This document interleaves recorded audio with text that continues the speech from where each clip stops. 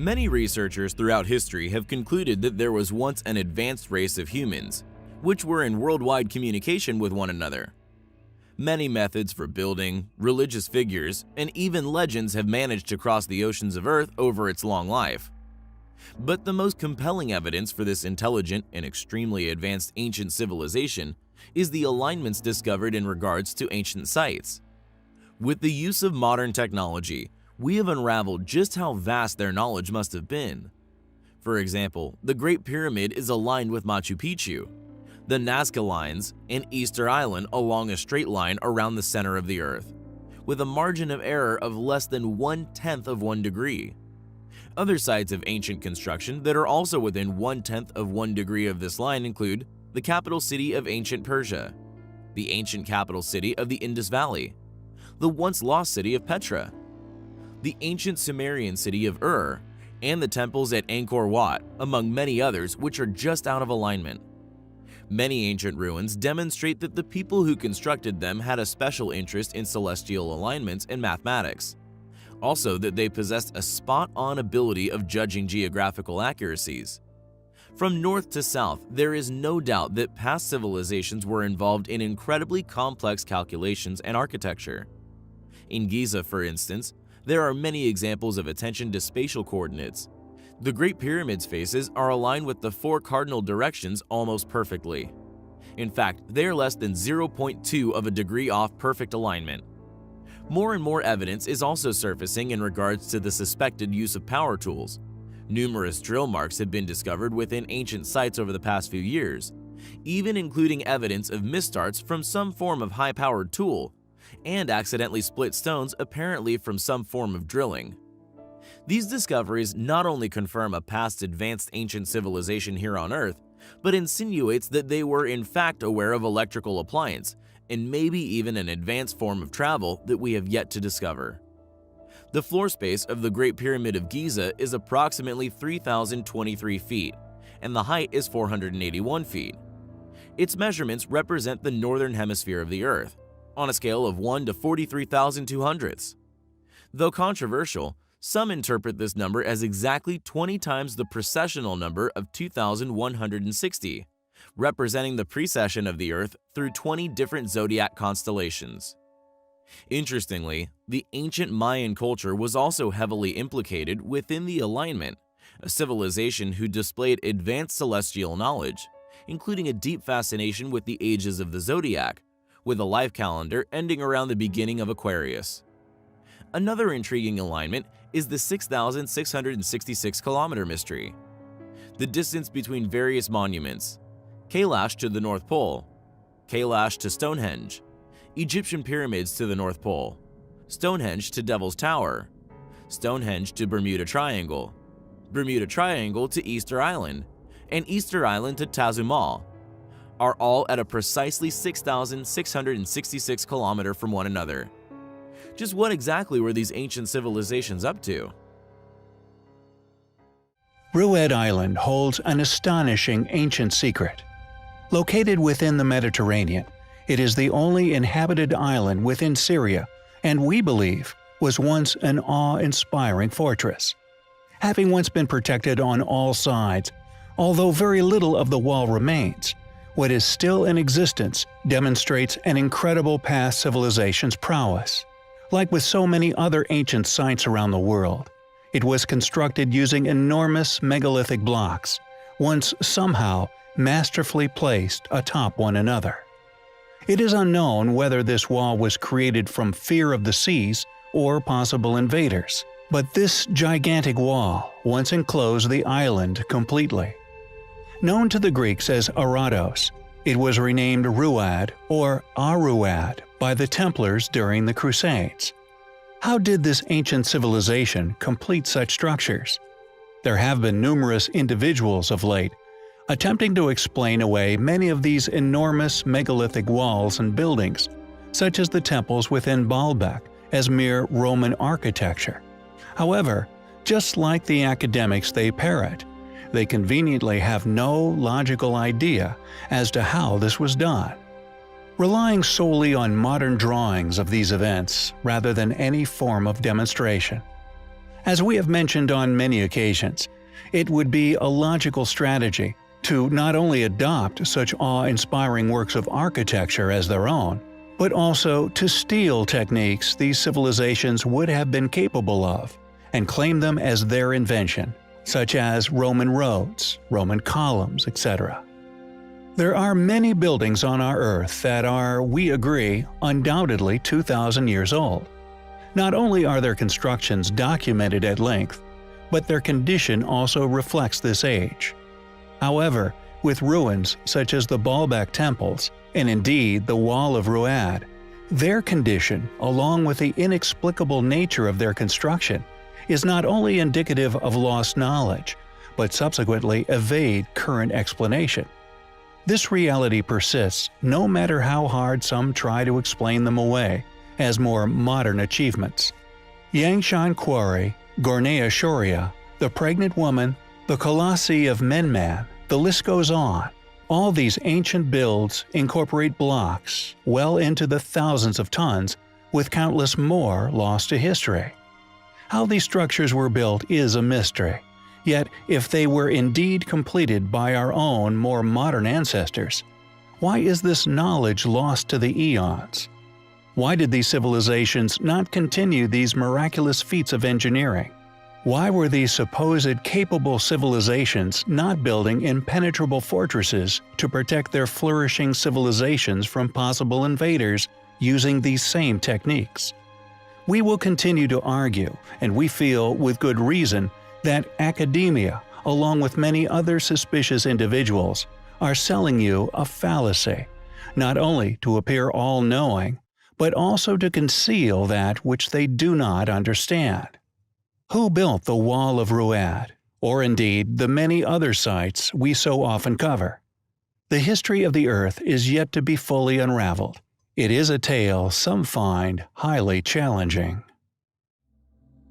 We have in the past covered countless incredible and compelling ruins which can be found within Japan, indeed all over the world, upon which we continue to find connecting features which not only suggest there was once a global, ancient, highly advanced civilization, but the chance that these architectural techniques came about at the same time in history, the world over, by coincidence, is so slim that many said features, we feel, can instead only be seen as corroborating evidence of their past existence. Metal clamping techniques, enormous ancient megaliths, false doors, and the as-yet-to-be fully understood polygonal masonry techniques have now been discovered the world over, and Japan is of no exception. Along with the polygonal masonry found upon the foundations of many temple sites, there is also the ancient fortresses of Okinawa, which also display the same uncanny ability as other sites globally, constructed of seemingly random-shaped stones perfectly placed atop one another. Katsuren Castle, Zakimi Castle, among many other Gusuku castles or ancient fortresses found upon the Ryukyu Islands within Japan, all contain this same ancient masonry technique, exhibiting this now lost knowledge and thus lost civilization's know-how.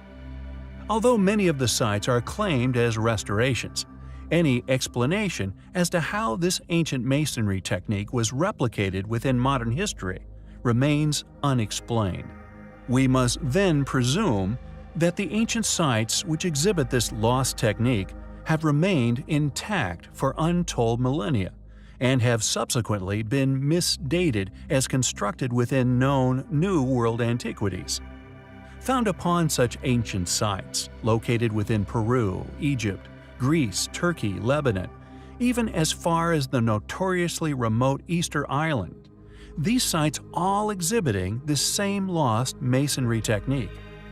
How can we continue to take these discoveries for granted, dismissed by academics, simply due to modern paradigm, absent any logical argument to explain or indeed disregard this proof of a now lost yet once global super-civilization having once been responsible? They must continue to rely on the Bering Strait theory of human migration, and ignore any site which is indicative of not only earlier construction, but matching characteristics with other sites the world over, which, according to said theory, simply could not have been visited by ancient civilizations, long argued as a feat which ancients were incapable of. The evidence which contradicts these claims, however, can be found still in existence upon these ancient sites.